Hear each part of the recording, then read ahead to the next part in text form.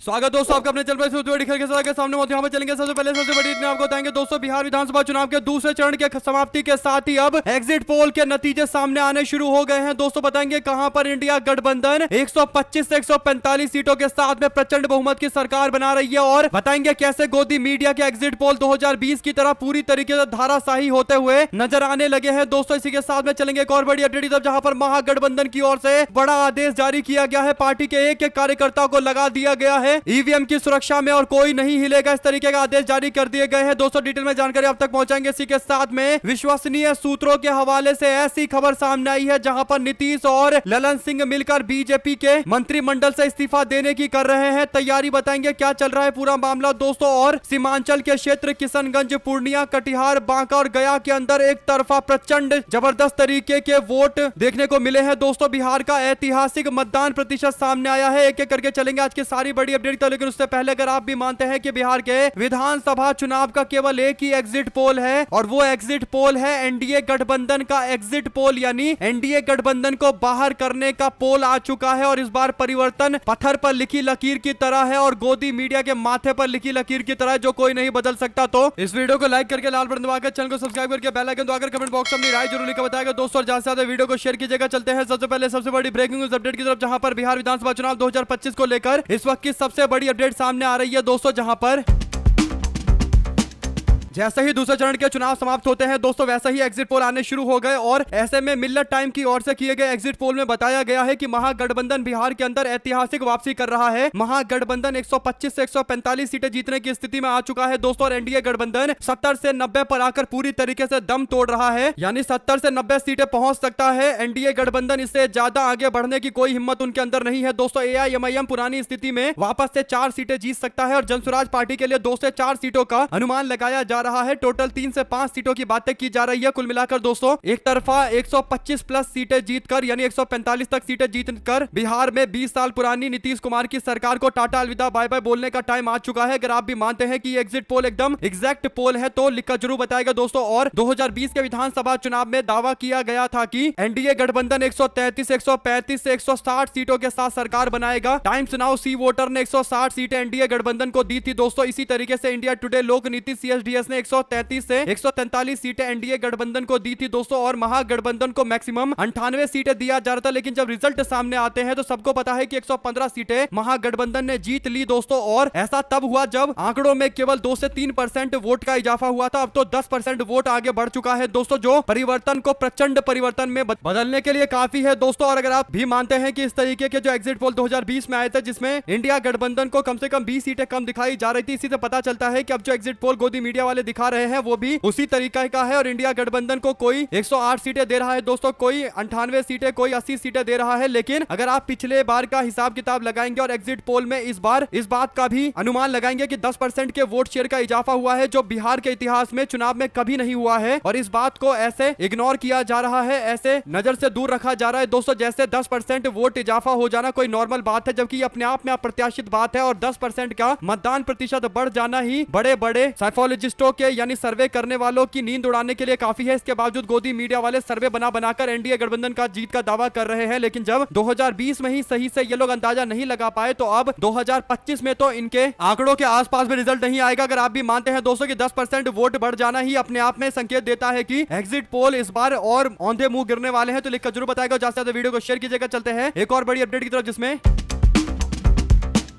बिहार के अंदर दूसरे चरण का चुनाव चल रहा था दोस्तों। ऐसे में विश्वसनीय सूत्रों के अनुसार नीतीश कुमार ने ललन सिंह को केंद्रीय मंत्रिमंडल से इस्तीफा देने का आदेश दिया है। ये इस्तीफा देने का आदेश इसलिए दिया जा रहा है ताकि बीजेपी पर दबाव बनाया जा सके, और जब तक सरकार बनाने की प्रक्रिया पूरी नहीं होगी और नीतीश कुमार को मुख्यमंत्री नहीं बनाया जाएगा तब तक ललन सिंह को मंत्रिमंडल से दूर रखने की तैयारी की जा रही है, ताकि बीजेपी से दबाव बिल्कुल ना हटे, भारतीय जनता पार्टी पर दबाव लगातार बरकरार रहे। 2 शब्द जरूर लिखकर बताएगा दोस्तों। अगर आप भी मानते हैं कि ये तो संकेत मिलने शुरू हो गए हैं कि नीतीश कुमार बीजेपी पर दबाव बनाने की सारी कोशिश कर रहे हैं, क्योंकि उनको पता है कि चुनाव इंडिया गठबंधन के सामने एनडीए गठबंधन का फंस चुका है दोस्तों। इसी के साथ में बिहार के अंदर जो एक तरफा वोटिंग हो रही है, रिकॉर्ड तोड़ वोटिंग हो रही है, इसने बड़े बड़े लोगों के नींद उड़ा रखे हैं दोस्तों। जो अपने आप को सर्वे करने वाला बताते हैं उन लोगों को हिचकिचाना चाहिए सर्वे जारी करने से पहले, एग्जिट पोल जारी करने से पहले, क्योंकि 10% का इजाफा तो छोड़िए दोस्तों, इस बार तो 12-12, 13-13% का इजाफा हो रहा है बिहार के विधानसभा चुनाव के अंदर। 2020 के चुनाव की बात करें तो किशनगंज में 62.55% के आसपास वोट डाले गए थे दोस्तों, जबकि जबकि किशनगंज में इस बार 76.26% वोट डाला गया। इसी के साथ में पूर्णिया की बात करें तो पहले 61% के आसपास वोट हुआ था पूर्णिया में, उस समय AIMIM का दबदबा देखने को मिला था दोस्तों, लेकिन इस बार 73% के आसपास वोट हुआ है, यानी 12% वोटों का इजाफा अपने आप में बहुत बड़ा हाई रिकॉर्ड इजाफा है दोस्तों। कटिहार की बात करें तो यहां पर पहले 63.83% वोट पड़ा था, इस बार 75% तक पहुंच गया है, यानी तकरीबन 12% का यहां पर भी भारी इजाफा हुआ है। बांका सीट की बात करें, बांका जिले की बात करें दोस्तों तो यहां पर 59.86% पिछली बार वोट डाले गए थे, इस बार 68 यानी 68.91% के आसपास वोट डाले गए हैं। यहां पर भी तकरीबन 9% का इजाफा हुआ है। गया के अंदर 58.90% पहले वोट डाला गया था, जो बढ़कर 67% पे पहुंच गया है। यहां पर भी 9% के आसपास का इजाफा हुआ है दोस्तों, यानी पूरे बिहार में 9% का इजाफा तो एकदम मामूली सी बात लग रही है, क्योंकि 9%, 10%, 12%, 13%, 15% और यहां तक कि दोस्तों रिकॉर्ड स्तर पर इजाफा देखने को मिल रहा है। इससे साफ स्पष्ट हो चुका है कि इस बार परिवर्तन प्रचंड होगा और जो नतीजे आएंगे वो किसी के बस की बात नहीं है कि वो अंदाजा लगा ले। यही बड़ा कारण है दोस्तों की अनुमान तो सब लगा रहे हैं, लेकिन हकीकत सबको पता है कि ये केवल हवाबाजियां चल रही है। 2 शब्द जरूर लिखकर बताइएगा। चलते हैं एक और बड़ी अपडेट की तरफ, जिसमें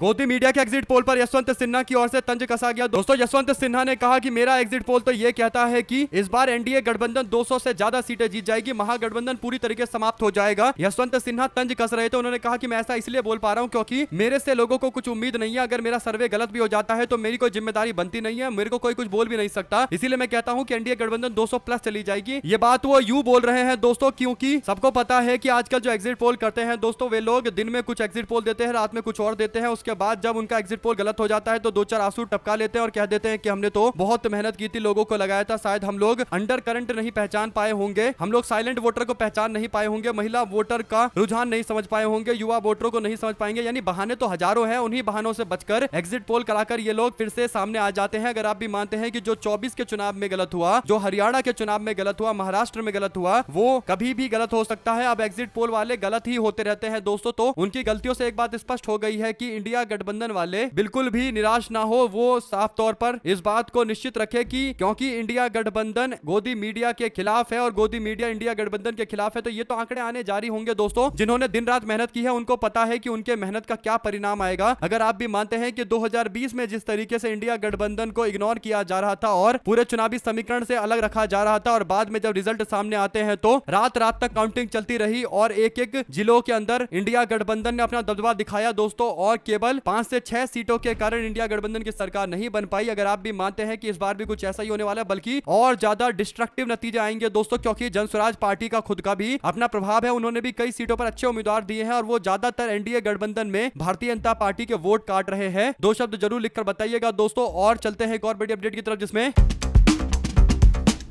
गोदी मीडिया के एग्जिट पोल के माध्यम से चारों ओर भ्रांतियां फैलाई जा रही है दोस्तों। भ्रांति फैलाने के पीछे सबसे बड़ा कारण यह है कि ये लोग नहीं चाहते कि ईवीएम की सुरक्षा में जो महागठबंधन का एक एक कार्यकर्ता लगा हुआ है, जो परिंदा पर नहीं मारे, इस तरीके के इंतजाम के साथ मैदान में उतरा हुआ है। कहीं भी थोड़ी सी भी शिकायत होती है तो सीधा प्रशासन का दरवाजा खटखटाया जाता है। लेकिन कुछ लोग सोचते हैं कि एग्जिट पोल ऐसा बना दे गोदी मीडिया की फिर इंडिया गठबंधन के कार्यकर्ताओं के बीच में कोई उत्साह ही नहीं रहे, उनको पहले ही लगे कि वो तो चुनाव हार गए हैं और जिला में जो स्ट्रॉन्ग रूम रखी हुई है उसकी कोई देखरेख ना करे। लेकिन इंडिया गठबंधन ने भी अपने स्तर पर बड़ी तैयारी कर ली है दोस्तों। तेजस्वी यादव ने बहुत अच्छा कदम उठाया और फैसला लिया है। ईवीएम के स्ट्रॉन्ग रूम के अंदर और बाहर दोनों जगह मामला टाइट रखने का फैसला लिया गया है दोस्तों। एडीएम हो या डीएम हो, किसी की भी गाड़ी स्ट्रॉन्ग रूम की ओर जाती है तो प्रत्याशियों के तरफ से जो नुमाइंदे रखे गए हैं, जिनके पास आईडी कार्ड है, वो बिना डरे बिना रुके गाड़ी जांच कर सकते हैं। साथियों, डटे रहना, एनडीए गठबंधन सत्ता से जा रही है, बौखलाहट में धांधली का प्रयास करेगी, ऐसा आरजेडी और महागठबंधन के समर्थकों की ओर से सोशल मीडिया के माध्यम से अपील की जा रही है। अगर आप भी मानते हैं दोस्तों कि अगर कॉन्फिडेंस इतना ज्यादा है तो इंडिया गठबंधन को जीतने से कोई नहीं रोक सकता और स्ट्रॉन्ग रूम की सुरक्षा के लिए सारे तरीके अपनाए जाने चाहिए और इंडिया गठबंधन के कार्यकर्ताओं को चप्पे चप्पे पर तैनात होना चाहिए, एक सैनिक के तौर पर काम करना चाहिए, ताकि जब तक अंतिम काउंटिंग ना हो, गिनती ना हो, तब तक जो लोग माहौल बनाने की कोशिश में लगे हुए हैं, जुगत में लगे हुए हैं, उन लोगों का प्रोपेगेंडा, उनकी मानसिकता बिल्कुल भी लोगों के बीच में सफल नहीं होनी चाहिए। 2 शब्द जरूर लिखकर बताइएगा दोस्तों। चलते हैं एक और बड़ी अपडेट की तरफ, जिसमें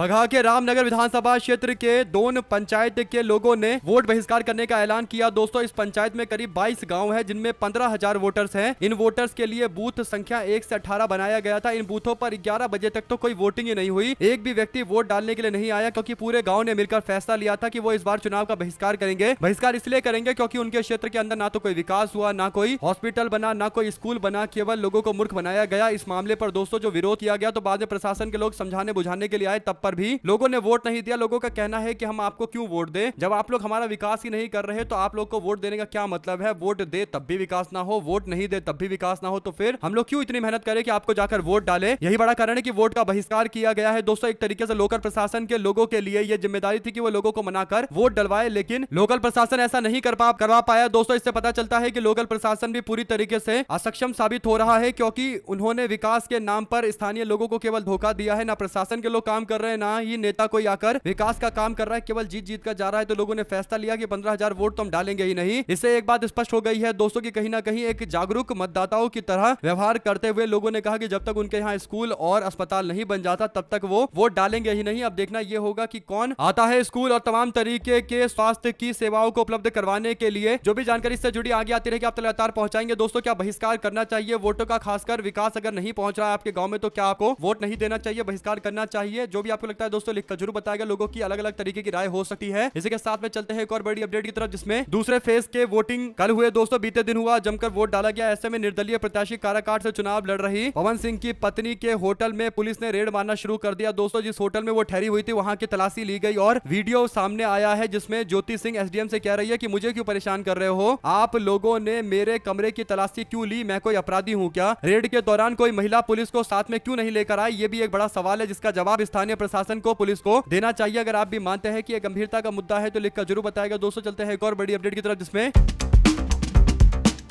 कांग्रेस पार्टी के बिहार के वरिष्ठ नेता शकील अहमद ने पार्टी की प्राथमिक सदस्यता से इस्तीफा दे दिया है। दोस्तों बता दें कि शकील अहमद यूपीए सरकार के गृह राज्य मंत्री रह चुके हैं। उन्हें कांग्रेस पार्टी के अध्यक्ष मल्लिकार्जुन खड़गे को लिखे इस्तीफे में शकील अहमद ने कहा कि मैंने बताया कि मैं अपने साथी पार्टी नेताओं के साथ मतभेद के कारण भारी मन से अपना इस्तीफा दे रहा हूं। मैंने पार्टी की नीतियों और सिद्धांतों का समर्थन हमेशा किया है और आगे भी करता रहूंगा। मैंने अभी प्राथमिक सदस्यता से इस्तीफा दे दिया है। सवाल ये उठता है कि अगर वो पार्टी का सम्मान करते हैं और पार्टी की विचारधारा के साथ बने रहना चाहते हैं तो फिर आखिर पार्टी के प्राथमिक सदस्यता से इस्तीफा क्यों दे रहे हैं? ऐसे में दोस्तों कांग्रेस पार्टी ने जो बड़े बदलाव बिहार चुनाव से पहले किए थे उन बदलावों के कारण कई सारे लोगों की नाराजगी थी। एक तो अखिलेश प्रसाद सिंह भी थे और दूसरा अब सामने आए हैं पार्टी के पूर्व अध्यक्ष शकील अहमद। अगर आप भी मानते हैं कि इस मामले पर कांग्रेस पार्टी जरूर कोई ना कोई आगे फैसला लेगी क्योंकि शकील अहमद एक वरिष्ठ नेता है कांग्रेस पार्टी के, अगर वो पार्टी छोड़कर चले जाएंगे तो कहीं ना कहीं कई सीटों पर पार्टी को नुकसान हो सकता है। आपकी क्या राय है दोस्तों लिखकर जरूर बताएगा। चलते हैं एक और बड़ी अपडेट की तरफ, जहां पर गोदी मीडिया के सर्वे में एनडीए गठबंधन की सरकार के कई जगह दावे किए गए हैं। दोस्तों इस पर आरजेडी की ओर से प्रतिक्रिया आई है। आरजेडी के नेता मृत्युंजय तिवारी ने कहा कि एग्जिट पोल पहले भी गलत साबित हो चुका है, इस बार भी गलत साबित होगा। तेजस्वी यादव की बंपर जीत हो रही है, जनता जीत रही है, जनता ने जो वोट किया है ये जीत किसी भी कीमत पर होगी। उन्होंने कहा कि बिहार जीतेगा, एनडीए सरकार के खिलाफ जनता के वोट के कारण तेजस्वी सरकार बनेगी। जो लोग एग्जिट पोल देखकर मुगालते में हैं उन्हें रहने दीजिए। सत्य परेशान तो हो सकता है लेकिन सत्य कभी पराजित नहीं हो सकता। उन्होंने कहा कि जैसे सूरज का पूरब से उगना तय है वैसे ही बिहार में तेजस्वी यादव की सरकार बनना तय है। चाहे जिसको जो बोलना है, जितना चिल्लाना है चिल्लाओ, हकीकत यही है, अंततोगत्वा सच्चाई यही है और इसे पलटा नहीं जा सकता। इस बात को स्वीकार कर लेना चाहिए। अगर आप भी मानते हैं कि बात एकदम 100% सही बोली गई है तो लिखकर जरूर बताएगा दोस्तों और ज्यादा से ज्यादा वीडियो को शेयर कीजिएगा। चलते हैं एक और बड़ी अपडेट की तरफ, जिसमें बिहार के विधानसभा चुनाव को लेकर एक नई अपडेट है। खबर यह है दोस्तों की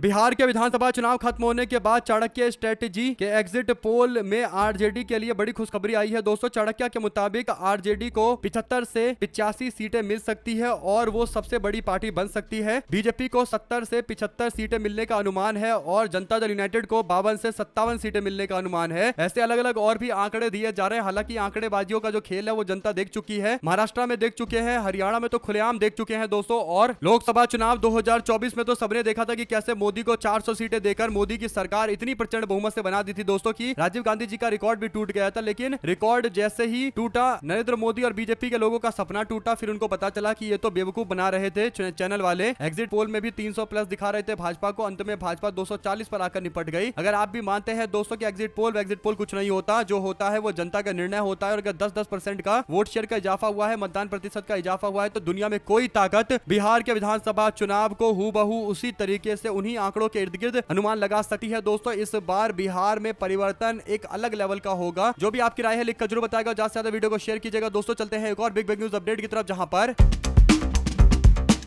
राष्ट्रीय जनता दल की ओर से एक ऑफिशियल बयान जारी किया गया है। दोस्तों आरजेडी ने कहा कि बहुत महत्वपूर्ण सूचना है, सभी कार्यकर्ताओं के लिए सत्ता पक्ष और प्रशासन द्वारा कार्रवाई करवाई जा रही है। धांधली से बचने के लिए वोटिंग समाप्त के पहले सभी पोलिंग एजेंट ध्यान रखें कि मतदान के अंतिम दिन लाइन में लगे कुल व्यक्ति जिसे पीठासीन द्वारा पर्ची दिया गया हो उसका डिटेल लिखकर रख लेना है। वोटिंग के बाद पीठासीन से फॉर्म 17C जरूर लेना है। फॉर्म 17C के डिटेल्स को भी चेक कर लेना है। वोटिंग समाप्त होने के ईवीएम अपने सामने ही सील करवाना है। वोटिंग समाप्त होने के बाद ईवीएम को वज्र गृह में रखे जाने तक ईवीएम से जुड़े रहना है। ईवीएम के साथ में ही जाना है। फॉर्म 17C का फोटो पार्टी कार्यालय तथा स्थानीय प्राधिकृत प्रतिनिधि को भेजकर हार्ड कॉपी स्थानीय प्रतिनिधि को देना है। राष्ट्रीय जनता दल के सभी पोलिंग एजेंट, नेताओं और कार्यकर्ताओं से अपील है कि मतदान खत्म होने के बाद ईवीएम सील होने तक, उसके बाद जब तक ईवीएम को स्ट्रॉन्ग रूम तक सही तरीके से नहीं पहुंचा दिया जाता तब तक आप लोगों को प्रचंड निगरानी रखनी है। और यह सुनिश्चित कर रहा है कि एक चील की जो बाज की आंखें होती है वैसे ही गढ़ा कर रखना है। कहीं भी एक छोटा सा भी पत्ता नहीं हिलना चाहिए। यानी ईवीएम की सुरक्षा सबसे बड़ी प्राथमिकता है इंडिया गठबंधन के लोगों के लिए। और किसी भी संदिग्ध व्यक्ति को अगर स्ट्रॉन्ग रूम में देखो तो तत्काल इस मामले पर सूचना स्थानीय लोगों को दो ताकि वो जांच पड़ताल करवाए, सुरक्षा कर्मियों को दो। अगर आप भी मानते हैं दोस्तों कि 24 घंटे 7 दिन सुरक्षा बनाकर रखनी है जब तक अंतिम आंकड़े वोट काउंट ईवीएम से नहीं हो जाता। क्योंकि कई बार लोगों ने देखा है कि ईवीएम कहीं पर गलत तरीके से पड़ी हुई मिलती है, कहीं पर पर्ची पड़ी हुई मिलती है, कहीं पर ईवीएम ले जाने वाली गाड़ियों को लेकर कंफ्यूजन की स्थिति पैदा हो जाती है, कहीं पर अनयूज्ड ईवीएम आ जाते हैं। तो इन सारी चीजों से बचने के लिए जरूरी है कि तत्परता दिखाई जाए। आप लोग क्या कहना चाहते हैं दोस्तों लिखकर जरूर बताएगा। चलते हैं एक और बिग न्यूज अपडेट की तरफ, जहां पर भारतीय जनता पार्टी ने राष्ट्रीय जनता दल के खिलाफ मामला दर्ज करवाया। खबर यह है दोस्तों कि मुख्य निर्वाचन अधिकारी को दी गई अपनी शिकायत में बीजेपी ने आरोप लगाया कि राष्ट्रीय जनता दल मतदान के दिन मतदाताओं की धारणा को जानबूझकर प्रभावित करने का प्रयास कर रही है। भाजपा द्वारा आरोप लगाया गया कि औपचारिक शिकायत करते हुए कि दूसरे चरण के दौरान एक सोशल मीडिया पोस्ट के माध्यम से चुनाव आदर्श आचार संहिता यानी MCC के कानूनी प्रावधानों का उल्लंघन किया गया है। मुख्य निर्वाचन अधिकारी को दी गई निम्नलिखित जानकारी में शिकायत में बीजेपी ने आरोप लगाया कि आरजेडी का पोस्ट मतदान के दिन मतदाताओं की धारणा को जानबूझकर प्रभावित करने का प्रयास है। उन्होंने कहा कि इस तरीके की हरकतें लोकतंत्र की जड़ पर करारा प्रहार है। इससे पहले दिन आरजेडी ने अपने फेसबुक पेज पर पोस्ट किया था और बीजेपी और लोक जनशक्ति पार्टी लोजपा के कार्यकर्ता और जनता दल यूनाइटेड के लोगों के बारे में कहा था कि ये एक दूसरे को वोट नहीं देते। यानी जो जेडीयू के उम्मीदवार जहां से चुनाव लड़ रहे हैं वहां पर बीजेपी और एलजेपी के लोग जेडीयू को वोट नहीं देते। और इसके उल्टा होता है, जहां पर जनता दल यूनाइटेड चुनाव लड़ती है दोस्तों वहां पर जेडीयू को झटका देने के लिए चिराग पासवान की पार्टी के लोग जेडीयू को वोट नहीं करवाते। तो दोनों तरफ से खेला चल रहा है। सबको पता है कि यह पावर गेम है और इसीलिए कहीं ना कहीं नीतीश कुमार भी अपने हिसाब से फैसले को पलट रहे हैं और कोशिश कर रहे हैं कि भारतीय जनता पार्टी पर दबाव लगातार बरकरार रखा जाए। आप लोग क्या कहना चाहते हैं दोस्तों लिखकर जरूर बताएगा। चलते हैं एक और बड़ी अपडेट की तरफ, जिसमें बिहार में विधानसभा चुनाव के दूसरे और अंतिम चरण के चुनाव के दौरान अररिया जिले के अंदर एक खबर सामने आई दोस्तों, जहां पर एक मतदान केंद्र पर कांग्रेस और बीजेपी के समर्थक आपस में भिड़ गए, जमकर हाथापाई हो गई दोस्तों। कांग्रेस समर्थकों ने आरोप लगाया कि बीजेपी समर्थकों ने कांग्रेस मतदाताओं को पिटाई करने का आह्वान किया था। पुलिस ने शिकायत को नियंत्रण कर लिया। और बता दें कि बिहार विधानसभा चुनाव के दूसरे चरण की वोटिंग के दौरान अरवल में बूथ संख्या 189 के पीठासीन अधिकारी अरविंद कुमार को ड्यूटी के दौरान हार्ट अटैक आने के कारण उन्हें अस्पताल में पहुंचाया गया, जहां पर डॉक्टर ने उनको मृत घोषित कर दिया। तो कई जगह पर इस तरीके की हिंसक झड़प देखने को मिली दोस्तों। उम्मीद है कि इस पूरे मामले पर अब प्रशासन की ओर से कार्रवाई की जाएगी और यह सुनिश्चित किया जाएगा कि अगली बार जब चुनाव हो तो इस तरीके की झड़पें कम होनी चाहिए बिहार में। एक और बीजेपी वाले दावा करते हैं कि जंगल राज नहीं सुशासन का राज चल रहा है, दूसरी ओर जमकर मारपीटें चल रही है। अगर आप भी मानते हैं दोस्तों कि बिहार के अंदर 20 साल पुराने जंगल राज से मुक्ति का टाइम आ चुका है, यानी अब नीतीश कुमार की सरकार को उखाड़ फेंक कर नई सरकार बनाने का टाइम आ चुका है, तो अपनी राय जरूर लिखकर बताएगा दोस्तों। ज्यादा से ज्यादा वीडियो को शेयर कीजिएगा। चलते हैं एक और बड़ी अपडेट की तरफ, जिसमें बंगाल के पूर्व मंत्री पार्थ चटर्जी 3 साल बाद जमानत पर रिहा हो गए हैं। ईडी ने उनको गिरफ्तार कर लिया था। पश्चिम बंगाल के पूर्व शिक्षा मंत्री पार्थ चटर्जी को कथित स्कूल भर्ती घोटाले के मामले में 3 साल बाद मंगलवार को जमानत मिली है। दोस्तों, ईडी ने 23 जुलाई 2022 को उनको गिरफ्तार किया था। पार्थ चटर्जी के बाद केंद्रीय अन्वेषण ब्यूरो यानी सीबीआई ने भी कई मामले में उनको गिरफ्तार किया, जो राज्य में एसएससी की 2016 की भर्ती प्रक्रिया में अनियमितताओं से जुड़ा हुआ है और उनकी वापसी अब हो रही है, वो भी बंगाल चुनाव से पहले। संकेत मिल रहा है दोस्तों कि कहीं ना कहीं वापसी हुई नहीं, करवाई गई होगी। और कई बार ऐसा होता है कि सीबीआई अचानक से केस ड्रॉप कर देती है, जिसके कारण व्यक्ति को छुट्टी मिल जाती है। दो शब्द जरूर लिखकर बताएगा दोस्तों अगर आप भी मानते हैं कि अगर कुछ दिनों में पार्थ चटर्जी भारतीय जनता पार्टी का गुणगान गाते हुए बीजेपी में जाते हुए नजर आ जाए तो कोई आश्चर्य नहीं होना चाहिए। बिहार के विधानसभा चुनाव के बाद बंगाल पर सबका फोकस रहेगा दोस्तों, और बंगाल जीतना बीजेपी के लिए अत्यंत जरूरी है, क्योंकि बार बार बंगाल से ही बीजेपी को जोरदार चुनौती मिलती है। आप लोग इस पूरे मामले पर क्या प्रतिक्रिया देना चाहते हैं लिखकर जरूर बताएगा, और ज्यादा से ज्यादा वीडियो को शेयर कीजिएगा। दोस्तों, चलते हैं एक और बिग न्यूज अपडेट की तरफ, जहां पर शकील अहमद ने कांग्रेस पार्टी छोड़ने का फैसला लिया और कहा कि भविष्य में कभी चुनाव नहीं लड़ूंगा। इस पर पार्टी की ओर से प्रतिक्रिया नहीं दी गई है, लेकिन माना जा रहा है कि उनकी नाराजगी पार्टी के कुछ नेताओं को लेकर है, जिस पर उनसे बातचीत किया जाएगा। इसको दूर करने के प्रयास भी शुरू हो चुके हैं। साथ साथ लाल किला के ब्लास्ट मामले को लेकर भाजपा की सरकार ने कहा है कि वो मृतकों के परिजनों को 10-10 लाख रुपए मुआवजा देगी, और दिल्ली सरकार ने ऐलान किया है कि 2 लाख रुपए गंभीर लोगों को दिए जाएंगे जिनकी हालत खराब हुई है अटैक के कारण। ऐसे में दोस्तों अगर आप भी मानते हैं कि यह साफ तौर पर अन्याय है देश की जनता के साथ, उनको साफ पानी चाहिए, पैसे नहीं चाहिए, तो लिखकर जरूर बताएगा और ज्यादा से ज्यादा वीडियो को शेयर कीजिएगा। हमारे साथ लगातार जुड़े दोस्तों का बहुत बहुत धन्यवाद। आप लोग देख रहे थे आपका अपना चैनल जय हिंद जय भारत। ज्यादा से ज्यादा वीडियो को शेयर कीजिएगा दोस्तों। बहुत बहुत धन्यवाद। जय हिंद।